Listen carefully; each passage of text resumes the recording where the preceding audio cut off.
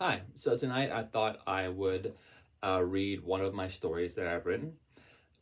I've always loved stories, but unfortunately, I myself am not a natural storyteller.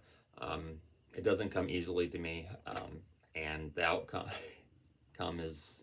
So I've only written a handful of stories in my life, um, and so and there's yeah, and one or two I kind of like, and so this is one of them. You can decide for yourself whether it's any good. Uh, it's basically it's the most family friendly story I've written. It's basically GPG, um,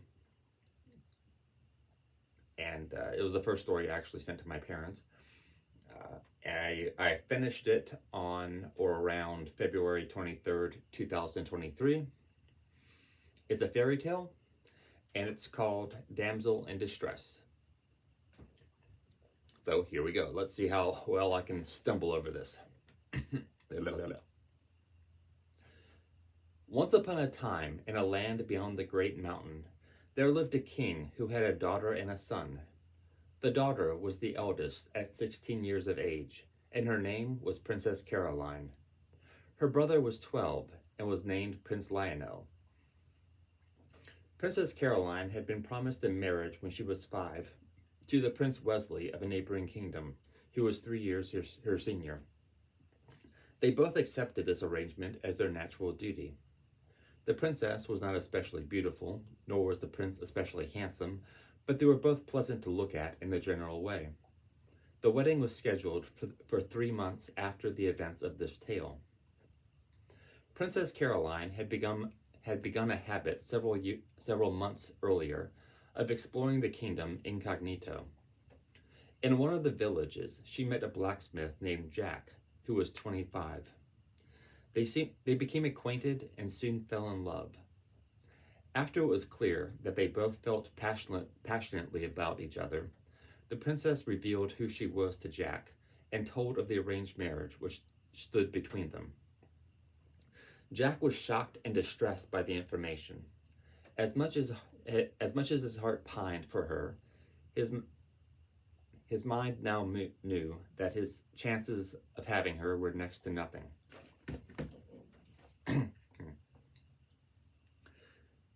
Is there no way that the engagement may be broken? He asked.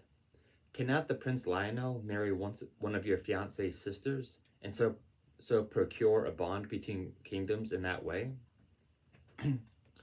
Both Wesley's sisters are already spoken for, she replied. Then perhaps I may fight him in a duel for your hand. No, she said, he is a good man, and I will not see either of you slain in cold blood. My blood is not cold, I assure you, but I am a fool to have suggested such a thing. I have no ambitions for the crown, and why else fight a prince? Is there no way you can think of which would lift this obstacle? There is one way that occurs to me, but it is a wild notion. She kissed him on that forehead. Do not worry, my dear Jack. Time will see the mislaid stones fall into place.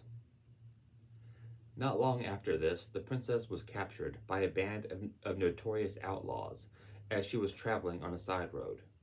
They were called the Iconic Gang, after their leader. They did not keep their acquisition secret, but spread word of it far and wide. And with it the question, what is she worth to you? When Jack heard the news, his blood rose fiercely, and straight away he determined to rescue her.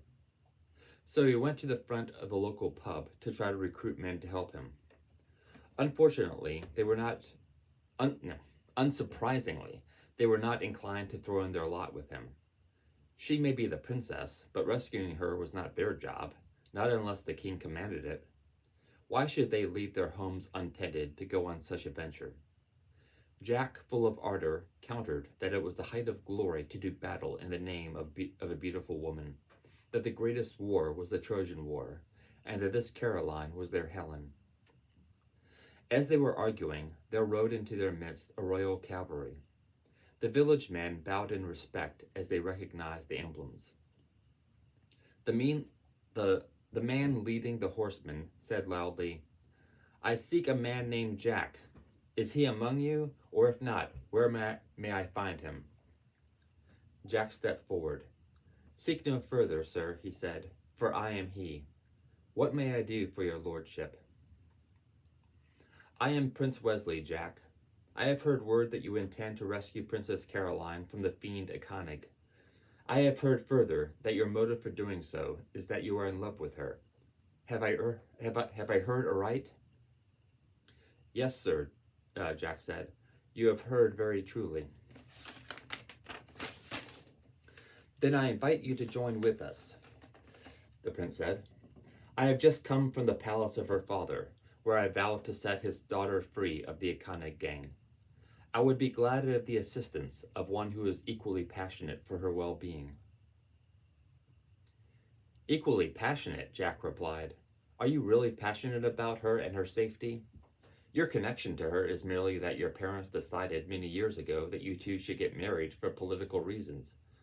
Can you really be as concerned about her as I, who love her not as a politician, but as a woman?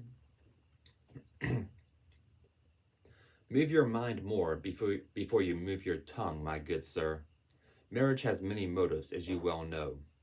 There are political reasons and economic reasons and spiritual and romantic reasons, as well as common social reasons.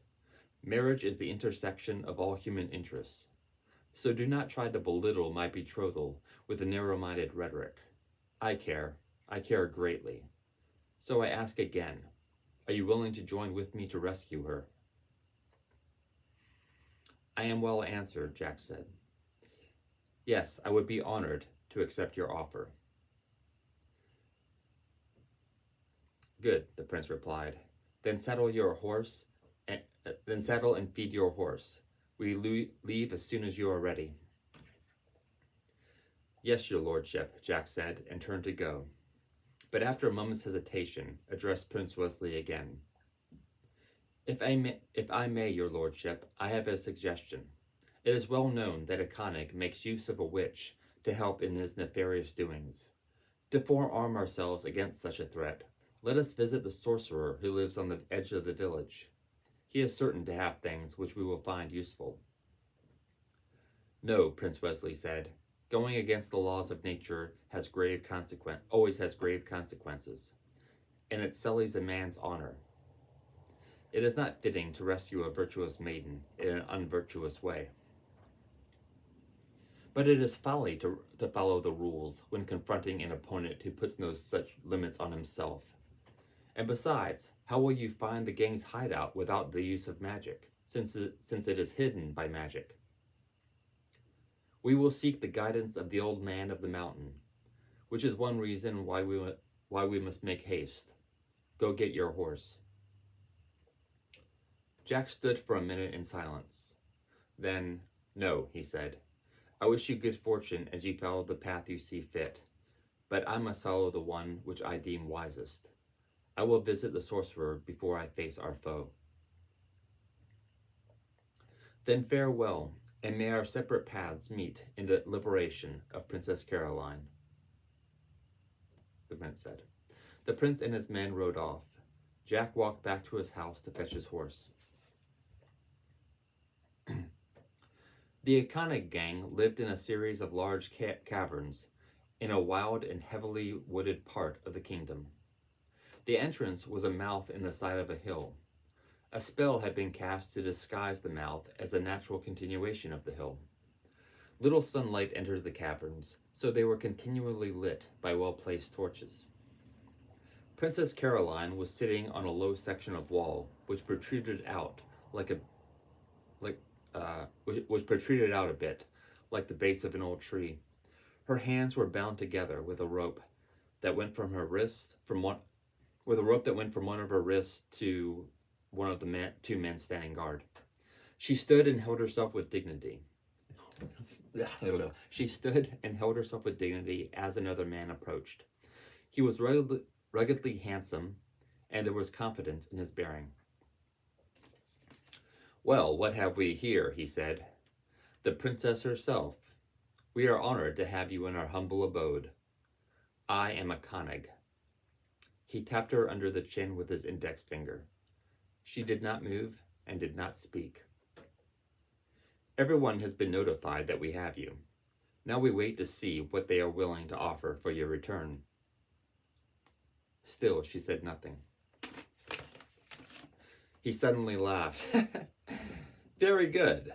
Silence is the greatest quality a woman can have. And a rare quality it is, too. Maybe I will just decide to keep you. After all, you are at a highly desirable age. Half a woman and half a child. That is a tasty combination.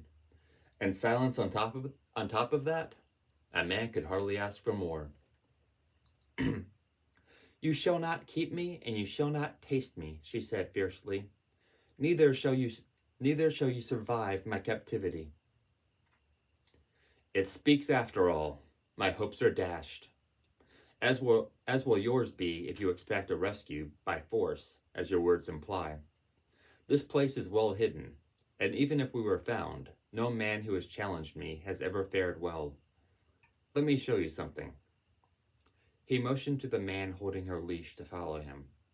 All three walked deeper into the caverns, down a couple long paths, until a conic signaled for them to stop. To their sides were two sizable stalagmites, and in front of them was a hole. It was of a roughly oval shape, about 12 feet by 10 feet at its widest points. Pointing at it, he said to the princess, "Look." She did, and said, "I see nothing." Exactly, nothing and an abundance of it. This is a bottomless pit. We have thrown rocks in it and never heard them land. We have tossed burning torches in, and the light simply disappeared. I do not need to kill a foe to defeat him. I just need to lead him in the right direction. Do you still wish for your hero to come save you? He had better, or I'll have some choice words for him when I get out of here, she said with the same fierceness. Akanig laughed again. You have a fine spirit. I look forward to tasting you. But that must wait till later. I do not have enough time right now to enjoy you fully, and I'm very selfish with my pleasures. He nodded to the man with the leash. Take her back. The sorcerer's house was surprisingly big, considering only one person lived there. It was 2 stories tall, with the outer wall made of various stones and the roof of clay shingles. The front door was thick cedar and gave off a rich aroma. People seldom went there, and those who did always went with a specific purpose. Jack drew a deep breath and knocked on the door. A gruff voice from inside told him to come in. As he entered, a motley collection of scents assaulted his nose. The room he found himself in was full of all sorts of things, both normal and odd, on shelves hanging from nails in the walls and the ceiling. At the back of the room, sitting on a chair behind the main table, was the sorcerer.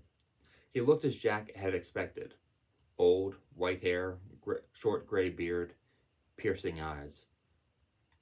What do you desire? The old man said loudly. It took a few seconds for Jack to find his voice. I seek to rescue the Princess Caroline from the Akanig gang. I desire first a means to find them, and second, a means to defeat them.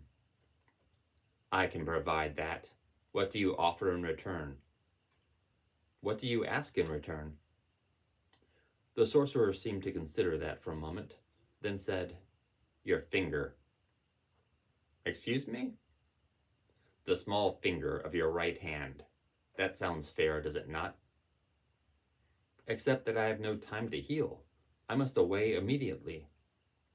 That is my price. Accept it or leave. Jack sighed. Very well, I accept. The sorcerer put out his left hand, palm up. Jack approached and put his hand in the sorcerer's, who then laid it flat on the table. He grabbed a wooden rod an inch thick and jabbed it at Jack, saying, Bite down on this.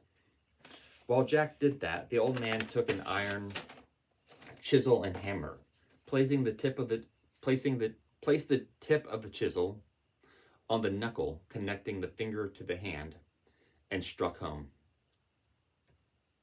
The wound was cauterized with a piece of glowing coal and then wrapped in an aloe-soaked rag. "Now that you have paid," the sorcerer said, "I will provide. First, that which will lead you to your desired location."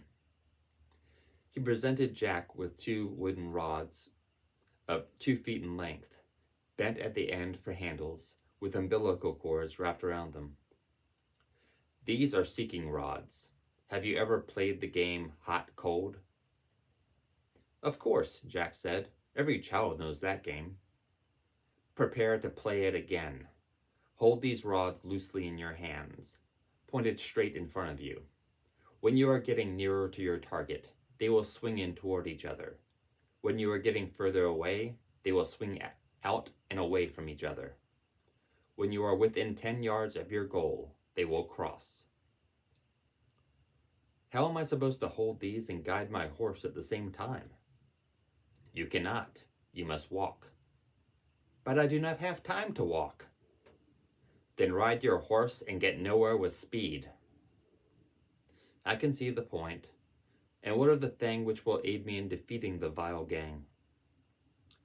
The sorcerer held up 2 small glass bottles, sealed with corks. One bottle was filled with a liquid which looked like milk, and the other contained liquid black enough to be ink. "This," he said, indicating the white liquid, "is an invincibility potion. Drink it, and you will be impervious to all attacks. And this," he indicated the black liquid, "is the antidote. Drink it to return to your normal state." "Why would I want to stop being invincible?" Jack asked. "Because," the sorcerer answered, "invincibility comes with its own price. For each minute that you are invincible, 1 year will be deducted from your life. Use them wisely." After he returned his horse to his stable, Jack walked the rest of the day. Both his arms and legs were tired, and the sun was dipping below the horizon when the rods in his hands crossed. He stopped suddenly, looked at the hill in front of him, and quickly backed up and lay down on the ground behind a bush 20 feet from his previous location. Dropping the rods, he reached for the bottles of potion that he had wrapped up in a thick cloth and securely strapped to his side. As he paused, but he paused as the sound of horse steps reached his ears. Rising to a squatting position, he looked behind him. He saw a dozen horsemen wearing familiar emblems, and led by an even more familiar man. He walked stealthily back to meet them. "Greetings, your lordship. Your timing is impeccable." "Jack," Prince Wesley exclaimed, "we are well met. I am pleased to see you safe and in the vicinity of our mutual foe as well." "And I too am pleased that you have found your way here. The old man of the mountain must have given good directions. But I beseech you to dismount here. The entrance to the gang's hideout is that hill just ahead." "How do you know this?" "By the same means that led me here. Would you gallop upon the enemy by accident?" "No, indeed. I thank you for your counsel, but I must also confirm it in my own way." The prince turned to his men. "Dismount, and quietly." And turning back to Jack, he asked, "How is your strength enduring?" "I confess I am a bit weak. I have not eaten since daybreak," Jack answered. Then you shall sup now. Porkins, give this man a portion of dried meat and beer." Akanic approached Princess Caroline holding 2 plates of food. Handing her one of the plates, he said, "Here you go, your worshipfulness. Though you would not know it from your present surroundings, nightfall is upon us. It is time for the final meal of the day. She took the plate, said a silent prayer, and began eating. He sat down beside her, took a few bites, and then continued talking. We have not yet heard any word from your father or anyone else who might care about you. These high and mighty types are not good at quickly adjusting to an unexpected development. They have to bicker among themselves for a while before they can seriously entertain the idea of acting. But I expect that once they have exhausted their hot air, they will bargain easily enough. After all, I am a reasonable man. I do not ask much. And what is it you do ask? The princess said. The entire contents of the royal treasury? Unrestricted passage throughout the kingdom? Your Highness, you slander me, he replied. While I confess that I would like a part of the treasury, I am not so greedy as to demand all of it. There must be some left to steal. And as for unrestricted passage, I do not desire that at all. I like my freedom, but not at the expense of my pride. Do you think I am an outlaw because it is easy? I am proud to have made my own way in my own way. But at the expense of others, she said. Your way turns everyone into prey. Iconic smiled. Yes, life is dog eat dog, and then we die. Morality is a waste of energy. Jack had refreshed himself with the meat and beer. Prince Wesley had finished the test that the old man of the mountain had given him, which revealed the location and dimensions of the hidden entrance. The last light of the day was fading fast and being replaced by the light of a half-waxed moon. Wesley was hastily planning the attack with his men. Jack insisted that he should go first, that as the invincible man, he should pave the way. Wesley, still resolved not to rely on sorcery, objected to that idea. But Jack drank the white potion anyway and charged towards the hill, disappearing as he crossed the threshold of the magic cloak. The prince growled, counted to 10, and then gave the order to follow. Their meal finished, Iconic ran his fingers through the princess's hair. Now, your royalness, he said, now that I have satisfied one appetite, I intend to satisfy the other, but not on this hard rock. Let us go lie on the leaves under the moonlight. Princess Caroline tried to bite him on the arm, but failed. Iconic was about to strike her for this attempt, when one of his men ran into the room saying, Sir, sir, we are under attack. Iconic stood quickly. The king's men? Only one man so far, but I warrant many more will come fast upon. The man replied. Undoubtedly, Iconic said. Take up strategic defense positions. He grabbed the rope tied to Caroline's wrist. Come with me, my siren. He quickly took her in the direction of the bottomless pit, as members of the gang scrambled into dark corners of the caverns. She did not resist until she realized what he intended to do. Arriving at the pit, he began to tie the rope around one of the stalagmites. She tried to flee, but he jerked her back and punched her in the stomach so hard that she fell to the ground incapacitated. He finished tying the rope and pushed her over the edge. The rope held. The rope which was now the only thing keeping her from being swallowed by the abyss. At last she found the breath to scream.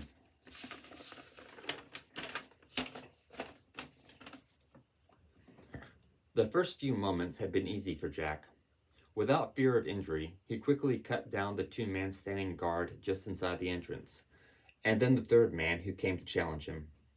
After that, a net was thrown upon him, and he struggled with it in vain until Prince Wesley's men freed him. Straight away he rejoined the battle, for the gang had not been idle while he had been in the net, and Wesley's men were fighting furiously. Once those once those gang members were dispatched, he ran deeper into the caverns, flushing out and briefly engaging enemies as he went, for he knew time was not on his side. Some of the royal soldiers followed his path, and some went down other passages through the caverns. Presently, Jack heard the scream of his beloved. He followed her voice to the pit, but a conic was waiting in the shadows. And as Jack put his hand on the stalagmite to look over the edge, he ran out with his sword raised. The blow may have sent Jack tumbling into endless dark if it had fallen, but Prince Wesley suddenly appeared and stopped the blade with his own. Akanic turned to face his new opponent. While the prince and Akanic were locked in combat, Jack pulled Princess Caroline back to solid ground. She huddled against the far wall as Jack went to aid the prince, who had already taken a hit on his left arm. "Take rest, your lordship," he shouted. "I shall finish this brute." Prince Wesley sat beside Princess Caroline as Jack and Akanic faced each other. "Forsake your hope of victory," Akanic said, for the same witchcraft that disguised the entrance has given me the strength of 10 men. "Is that all?" Jack replied. "We found and breached the entrance, and I will kill you." Their swords struck with an intensity of violence that made Jack stagger for a moment. But he quickly refocused and leaned into his advantage. He allowed his swordsmanship to seem poor, giving his opponent openings to strike him. As Akanic went for what he thought would be kill shots, Jack scored his own hits. It did not take long, though, for Akanic to adjust his strategy. And so the fight began to balance out and prolong, even as Akanic bled. Yet, while Jack himself could not be cut, the same did not hold true of what he wore. His clothing had many holes in it from early in the fight, and Akanic continued to hack away carefully as he wondered if this man had an Achilles heel. At last he scored the key stroke. His blade severed the cloth in which the glass of black potion was wrapped. The glass fell to the ground with a clink, did not break, and bounced a couple of times before it came to rest a foot from the edge of the pit. Jack's reaction was all Akanic needed. Jack shouted, "No!" and lunged to pick up the glass, but Akanic slid feet first and kicked the bottle over the edge into the hole.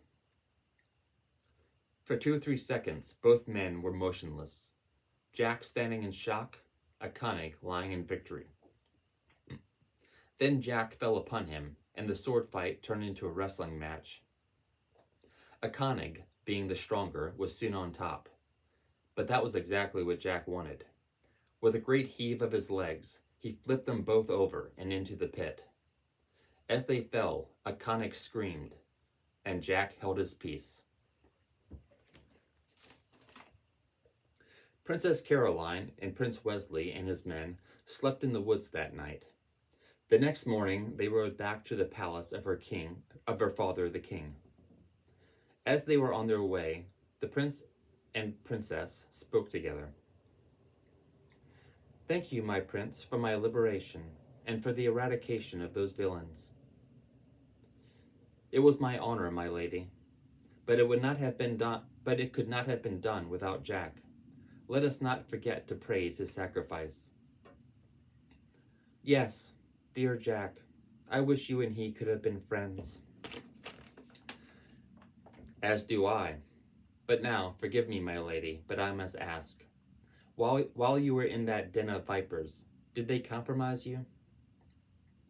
Princess Caroline shook her head and smiled. "No, I may still wear white on my wedding day." "Praise be to God," he exclaimed. They rode a little further on, and then Prince Wesley said, "My lady, what is done, and to mull upon the past is to dwell in the graveyard of time. Yet still I cannot help but wonder why you are traveling upon a road so well known to be treacherous. The princess gave him a mischievous sideways grin. So you could fight for me, of course. I hope that was a jest, he said. He replied, okay. Oh, my prince, you must see, the princess said. I had 2 men who desired me, and whom I also desired. How could I resolve that triangle in a way that would satisfy the pride of both those men? Why by having them fight together to accomplish the rescuing of me from a band of villains? It also had the added benefit of wiping out the worst criminal element in the kingdom. Okay. Prince Wesley was speechless for a minute. I have heard, he finally said, that God moves in strange and mysterious ways. It seems to me that he has poured an overgenerous amount of that side of his nature into the skulls of women. When you are my queen, you must temper these tendencies with obedience to your husband. But of course, my prince, she answered. In due time, Prince Wesley and Princess Caroline were married. Their rule was a virtuous and fruitful one, and their kingdom prospered in justice and peace. So, holy crap, I'm bad at reading out loud. Okay, so that was that. Do I want to make any comments on this?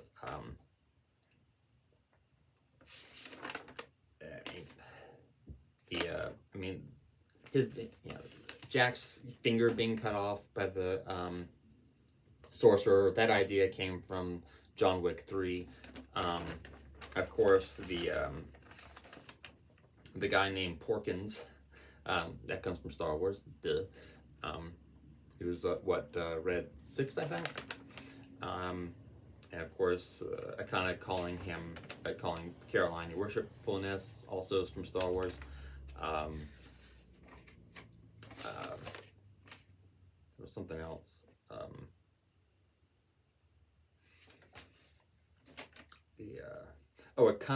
The name Iconic itself actually came from there's a trilogy of Star Wars novels called the Black Fleet Crisis trilogy, which is not good.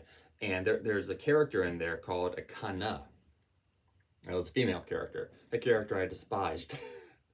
And so since I was writing this around the same time as or right after I guess I read those, I decided to name the villain after that character. So I added a G, made it a man.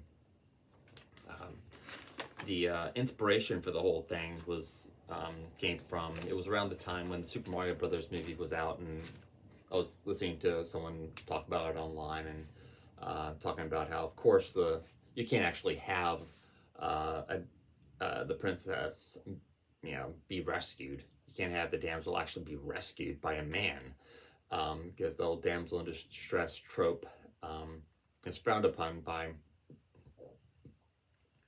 modern Hollywood, whatever. And that just made me think about something Chesterton had written somewhere.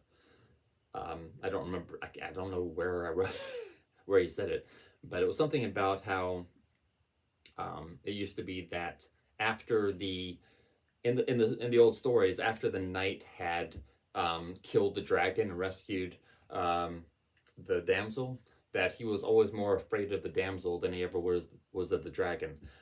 So